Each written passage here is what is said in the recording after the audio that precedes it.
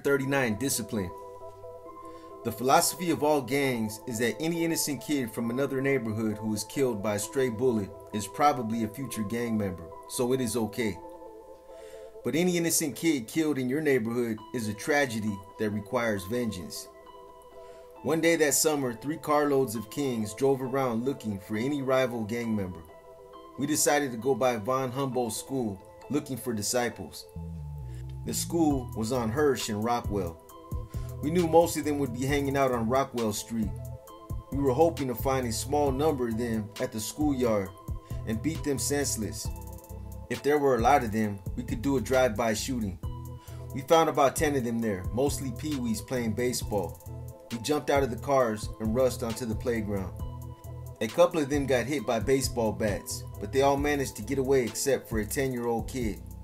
He stood there making the disciple sign with his fingers and yelling, "D love."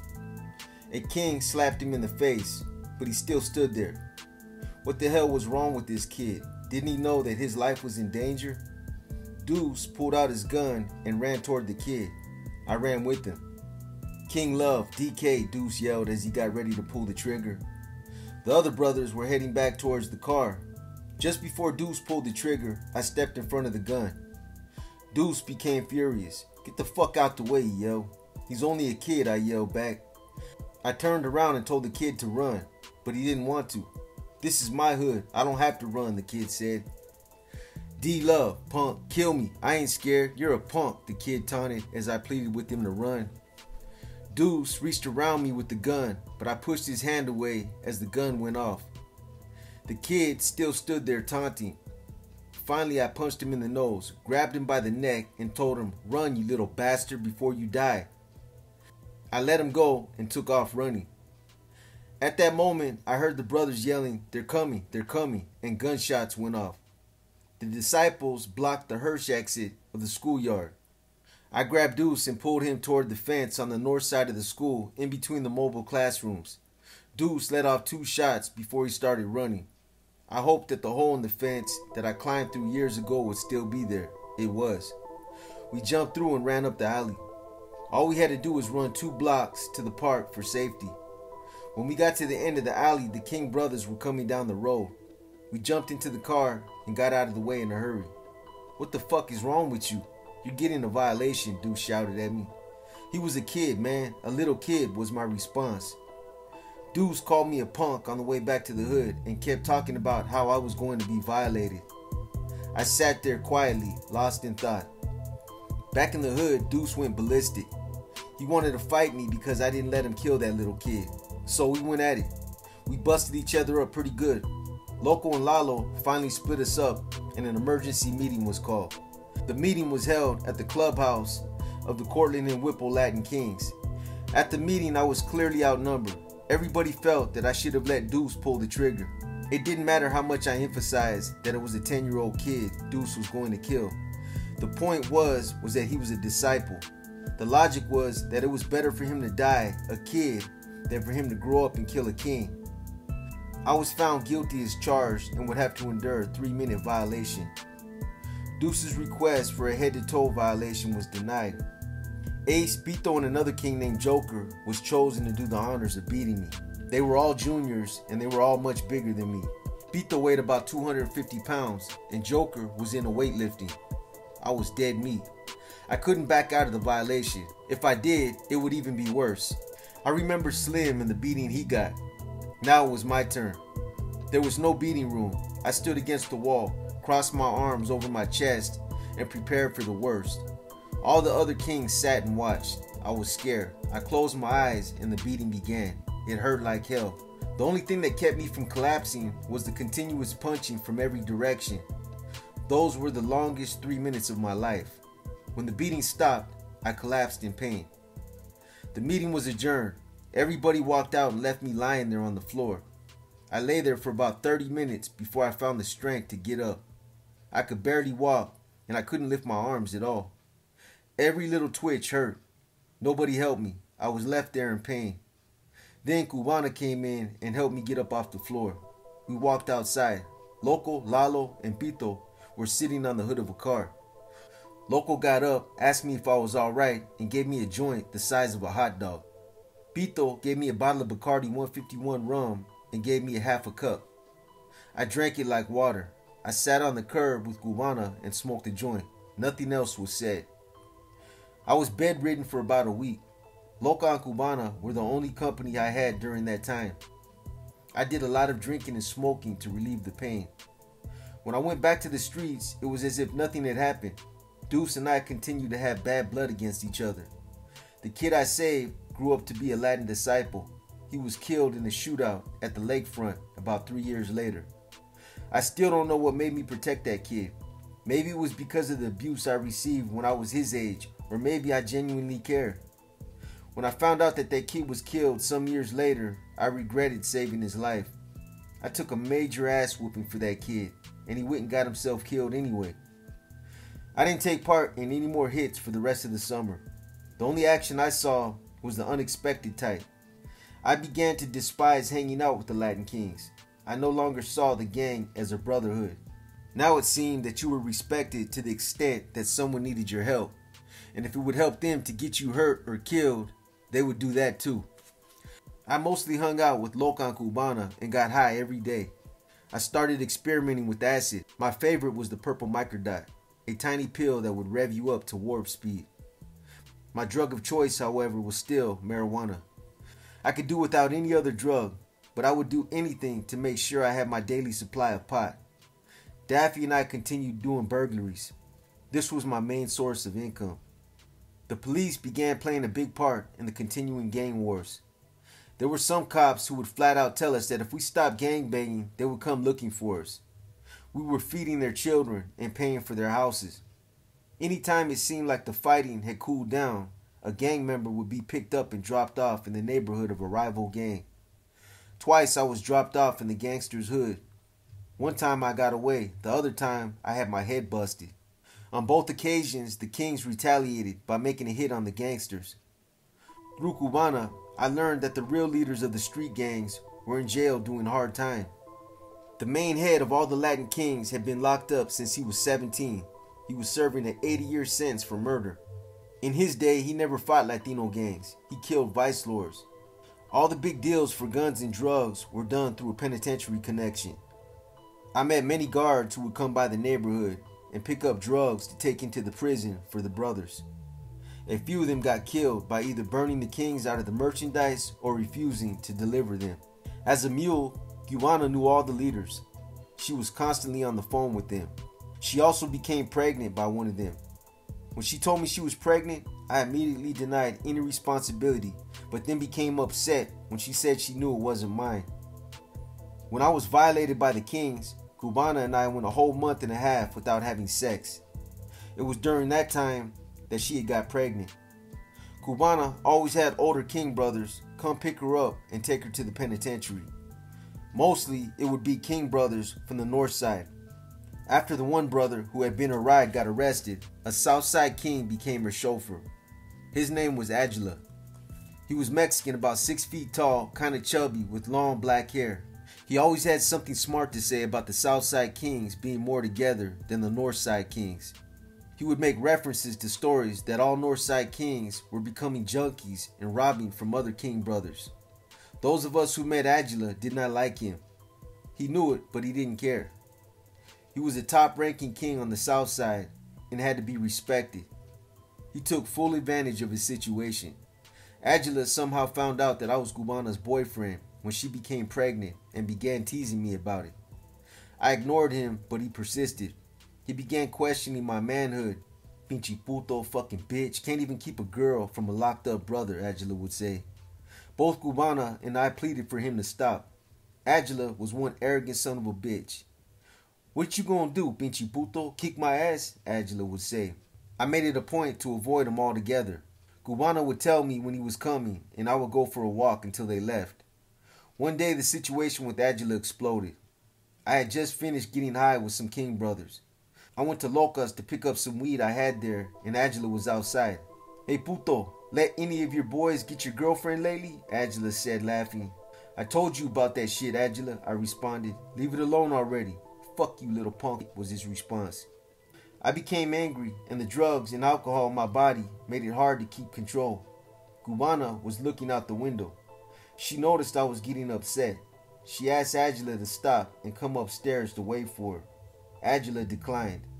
He began telling me to look at Cubana and see what I couldn't handle. What a punk, he said. A man in jail took his lady. That did it, I snapped.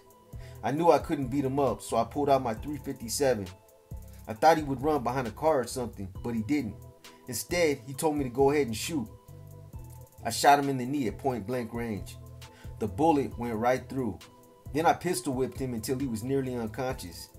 Cubana and Loca came running out, grabbed me, and tried to get me away from him. I put the gun against the other kneecap and pulled the trigger. "Who's the punk now, motherfucker?" I yelled at Angela. "No, little Loco, stop. They'll take you to jail," I heard one of Loca's little boys say. I snapped out of my rage and then put the gun away. "Take your kids upstairs, Loca, before the police come," I told Loca. Loca made me promise not to do anything else, grabbed her little boy, and went inside. I looked at Angela lying there covered with blood, and I spat on her. I grabbed Cubana by the neck, told her, "This was your fault, bitch," slapped her with the gun, then took off running. I knew I would be in deep shit with the Kings, but I didn't know just how deep. I found Loco and told him what had happened. He told me that he would have done the same thing and assured me that he would back me up. That was the last day I saw Cubana for several years. She packed up and moved to the south side somewhere. Angela needed over 600 stitches to close up his head and face. His legs were amputated at the knee. A rumor spread that I was to be taken out for what I did to Angela. Loca called Cubana and confirmed that the rumor was true. The Latin Kings had put a hit on me. Loca had become pretty attached to me. She treated me like her little brother. She didn't want me to get hurt, so she took me to a friend's house on the far north side of the city. She said I could stay there while she tried to get the hit canceled. I asked her to give me some money so I could go to Puerto Rico. She declined. Loca was on my side, but she was still a Latin queen first and foremost. Loca's friend lived on Lawrence Avenue in Cadezi. There was another Latin king section there. I was afraid to even look out the window, thinking that by now every king in the city was hunting for me. I was staying with a heavy-set Puerto Rican lady with 4 kids. They called her Cuca. She was an alcoholic and a pothead and did all her drinking and drugs in front of her kids. Cuca didn't mind me staying there at all. She took full advantage of the fact that I could serve as a babysitter while she went out and partied. She was rarely home while I was there. When she was there, all she did was complain about how messy the apartment was, but she did nothing to clean it up. Cuca's kids had no discipline. They cursed at their mother and threw things all over the floor. They talked about getting high when they grew up and joining the kings and queens. The oldest was a 12-year-old girl who would come and go as she pleased. She wasn't a queen, but she hung out with them. 12 years old, and she didn't even know how to read or write. She did, however, know how to pick the door locks when her mother got locked out. I had to get out of there. I began calling Cindy to keep my sanity. She kept me up to date on the street situation. She said Deuce had agreed to carry out the hit and was out looking for me. He had been to Chinatown thinking I would be there with her. She also told me that Loco was going to visit the chief of all kings to talk about me. Meanwhile, Cindy was improving her life. She was still hanging out, but only because she was desperately trying to get her brother away from the kings. She had a car and came by a few times and drove me to the northern suburb of Evanston by Northwestern University. She loved it there. Her dream was to graduate from Northwestern with a degree in computer science. Loco visited the head of the Kings at Statesville Penitentiary. It was agreed that I would go there with Loco and see him the following week. In the meantime, the hit on me was postponed. Loco told me to stay where I was until we went to Statesville. He didn't trust Deuce. We went to visit our chief on a Wednesday. It was a long drive. I was nervous, especially when I saw that the visitations were not held behind glass as I had seen in the movies. We sat at a table right across from each other. Our leader was called Tino. He was a big man with massive muscles. Tino was soft-spoken and talked very intelligently. He listened attentively as I explained my reasons for attacking Angela. Like Loco, Tino also agreed that he would have done the same. He told me he had heard a lot of good things about me and that I was a down brother. He told me not to worry about the hit, but that I would have to take a 3-minute violation as discipline for what I had done. Dino said that I should go to the Southside Kings hood the next Sunday and take my punishment like a man. The Southside Kings would appoint 3 of their boys to do the honors. They would also contact Loco and tell him exactly where the violation would take place. He warned me that if I didn't show up, I might as well be dead. I thought about my first violation and seriously thought about not showing up. If I could only have raised the money to go to Puerto Rico, I would have split in a second. Loco kept any of that from happening. He got the Cadezi and Lawrence Kings to watch over me. Every day until Sunday, those Kings came up to Cuca's and partied with me. I couldn't even get away if I had the money. I pictured the violation in my mind to the point where I almost felt the pain. I thought about Lucky and how he had been killed without warning. The same fate could be waiting for me and I wouldn't even know it. When I talked to Cindy, all she said was to go to the police, quit the Kings, and get back in school. I stopped calling her. Getting high wasn't relieving my mind like it used to. It just pumped me up to the point where I wanted to go out and do something crazy. On orders from Local, the Cadezi and Lawrence Latin Kings didn't let me leave the house. I ended up doing something beyond crazy. I began having sex with Cuca's 12-year-old daughter. The little girl had come to me several times, but I had turned her down. When it did finally happen, it was I who approached her. I went into her bedroom, woke her up, carried her out to the living room where I slept, and had sex with her. I abused that little girl just as Maria had done with me. Yes, she was willing and not a virgin, but that didn't matter. It was still abuse. I was 16 and Cuca's daughter was 12. Some may rationalize that I was a kid in my own right and not responsible for my actions. Yes, the little girl had a promiscuous sex life, but I still should have known better. She was obviously a victim of an uncaring mother, just as I was. I didn't see it because there was no violence. On Sunday, Loco and Lalo came and picked me up early in the morning. We went to the clubhouse on Cortland and Whipple. The guys were giving me their full support. They wanted to prove to the Southside Kings that the Northsiders were not pussies. I didn't care much about proving anything to anybody since I was going to be used as a punching bag. By noon, I was already drunk and had popped 2 tabs of purple microdot acid. I was totally out of it. I was talking macho bullshit and acting like I welcomed the violation. At 1 p.m., we took off toward the south side. 2 carloads of brothers from both Cadezi and Armitage and Cortland and Whipple followed us. Just before we got to 26th Street, we met up with 2 Southside Latin queens. They got in the car and led us to Farragut High School. We got out the cars and walked into the schoolyard. Everybody was given the customary welcome salute except for me. I took offense to that and began talking crap about not needing their fucking salutes. I was a king in my heart and didn't need their approval. I sat against the school wall and lit up a joint. We had to wait until Angela got there. He was going to be the one who picked those who would beat me. The acid I had taken began to take hold of me. I was messing around with everybody as if we were on some kind of picnic. The Southside Kings ignored me and gave me hard looks while I yelled, "Damn, if looks could kill, everybody would get violated." Most of the queens were laughing at my antics. That was my cue to go flirt with them. The queens were a little friendlier with me than the kings were, but most of them walked away. Although I was among my so-called brothers, I was alienated and in hostile territory. Everybody was there for the pleasure of seeing me get my ass whooped. I was fucking high and I didn't care. I made the situation worse. "Northside Latin Kings are the only kings," I yelled. "Cool that brother out, man," a Southside Latin King told Loco. "Fuck, you all want to treat me like I'm a Crucero?" "Fuck it, Amor del Rey Almighty," I shouted. Most of the Northside brothers came over and stood by me. I no longer felt alienated or alone because my brothers were there with me. The acid made me impatient. I kept talking shit. "Cadezi and Armitage Latin Kings," I shouted, as if those present didn't know where I was from. "Not another word," Loco warned me. "These are our brothers also. Give them respect." I lit up another joint and sat there. Finally, Angela arrived.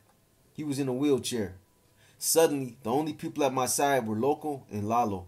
Everybody else just stared at me as Angela maneuvered his chair straight at me. "Look at me," Angela said. "Do you feel like a man now? Because you're not going to be feeling like a man for long." "Fuck you, man. You asked for it," was my reply. I felt like a man before. You just had to fuck with me. I had to open my big mouth. Angela tried to jump at me and fell, adding insult to his injury. Loco grabbed me by the front of my shirt, pushed me against the wall, and yelled at me to shut up. I stood right there against the wall with a smart, Alec-ly look on my face until the two big guys walked up to me. These guys were in their 20s or 30s, and they were huge. They would be the ones that would violate me. I protested immediately. These brothers will kill me, man, I said, laughing matter-of-factly. I was the only one who laughed. Everyone else just stared. Alright, I said, come on with it. Fuck this shit. King Love Almighty. Loco looked at his watch and signaled for the guys to start beating me. I don't know if it was the acid or if I had just gotten used to this type of beating because of the last time it happened, but it wasn't that bad. One of the guys hit the wall and hurt his hand, so he didn't do too much damage. The other guy beat the shit out of me. When it was over, I buckled over in pain and waved everybody away from me. I fell back against the wall and sat there absorbing the pain for about 5 minutes. I then pulled out a joint out of my pocket and lit it up. I took one long puff and yelled, King Love. A couple of Southside Kings came over and helped me up. All was forgotten, but not for Angela. He promised to kill me and rolled his wheelchair away. Where before I had been alienated, now I was the center of attention. Southside brothers confessed that they wished they had been the ones to pull the trigger on Angela. We stood there partying until almost sunset. I sat in the car in pain for most of that time. I met a lot of new people and gained more fame for the name Lil Loco. More importantly, I met some cute queens who were interested in me. Names, addresses, and telephone numbers were exchanged. I looked at the south side as new turf where I could hang out when it got too hot on the north side. Back on the north side, it was time for celebration. Just about all the Cadetzi and Armitage Latin Kings were at the Cortland and Whipple clubhouse congratulating me. Some kings and queens from the south side came down to party with us. I sat on the recliner, licking my wounds, so to speak. I moved only to shake someone's hand or to bring a beer or joint to my mouth. I was in deep pain, but I refused to show it. I didn't want to ruin that moment of glory. A Southside queen was keeping me company. Her name was Teresa. Tere was her nickname. She was a tiny girl, and her hair was black with gold streaks in it. I loved her hair. It was long and straight and made her look so sexy. Tere was Mexican. She had been in the United States for 5 years. She spoke mostly Spanish, but I preferred for her to speak English because she had a cute accent. I asked Tere to be my girlfriend the same night I met her. She said yes. I really don't know why I asked so many girls to be my girlfriend when all I really wanted was sex. I guess it was just easier to get what I wanted. Tere was the first of a long line of relationships that lasted less than a week. The morning after the violation, I woke up in pain like I had never felt before. I couldn't move and began throwing up blood. Tere was there with me. She began screaming. I looked at her and passed out. I woke up in an ambulance on my way to the hospital. I had alcohol poisoning and had to have my stomach pumped out. The doctors found 2 fractured ribs along with many bruised and swollen areas of my body. They began to ask questions about the injuries. I blamed my drunkenness and told them that I had no idea what had happened the night before. Doctors and police officers surrounded me at the hospital asking me questions. They asked me everything from who had given me the alcohol to what gang I was affiliated with. I kept my mouth shut. All I did was complain about the pain. Finally, they gave up trying to get information from me. A doctor took my pulse and told me, "You came within seconds of dying. Do you know that?" The room emptied and a nurse came in. She was going to wash me. The nurse was a very nice Oriental lady. She showed me a lot of compassion as she cleaned me up. I felt so relaxed by her. By the time she finished washing me, I had answered all the questions that the doctors and police had been asking. I was mostly bragging. I told her about my family being in Puerto Rico and that I was all alone. About an hour later, I heard her talking to the police about needing to call the Child and Family Welfare Department to take care of me. I was only 16, still a minor. I started screaming for a phone to call my mother. They repeated everything I had told the nurse and tried to make me believe that I would be better off with the CFW. I told them that I had lied to them and that I wanted a phone to call my mother. They gave me a phone. I called Loca. When Loca answered, I screamed, "Mom, come get me. I'm in the hospital and they want to take me to a home." Loca caught on to what was happening. Within the hour, she was at the hospital to pick me up. She knew they were going to say she was too young to be my mother, so she brought her next door neighbor to claim that she was my mother. It worked like a charm, and within minutes, I was on my way back to the hood. As before, I recovered from my injuries at Locas. This time I recovered much more quickly. Within a week, I was on the streets doing the same old thing.